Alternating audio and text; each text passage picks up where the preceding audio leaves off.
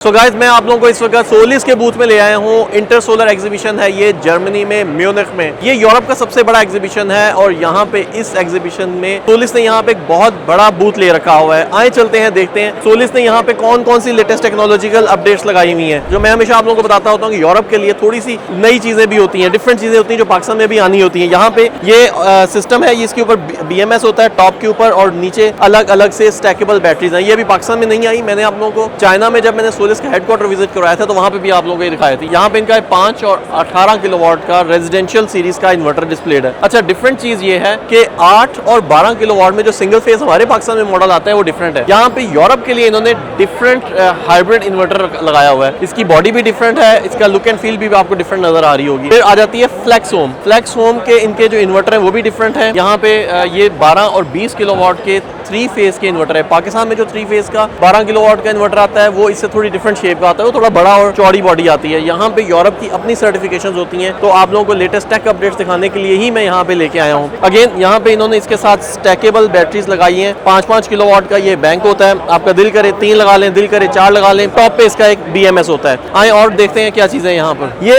एक अच्छी चीज है, पाकिस्तान में भी हमारे पास अवेलेबल है। 5 किलोवाट की बैटरी, 16 किलोवाट की बैटरी बहुत जल्दी आने वाली है। मैंने आप लोगों को रिसेंटली इसके लॉन्च इवेंट पे भी लेके गया था, उसकी वीडियो भी मैंने आप लोगों को दिखाई थी। फिर मैंने चाइना में भी आप लोगों को दिखाया था कि ये सोलिस की 16 किलोवाट की IP65 बैटरी नियर फ्यूचर में आने वाली है। और अभी यहाँ पे यूरोप के लिए और पाकिस्तान के लिए सेम मॉडल्स इनके अवेलेबल है। अगेन ये मॉडल आपको पाकिस्तान में नजर आ रहे होंगे, 3 से लेके 10 किलोवाट के low voltage single phase inverters. तो ये यहाँ पे इन्होंने डिस्प्ले कर रखे हैं। आए चलते हैं इनके स्टोरेज इन्वर्टर्स की तरफ। Industrial energy storage inverter 80 kilowatt और 125 किलोवाट की रेटिंग में आते हैं।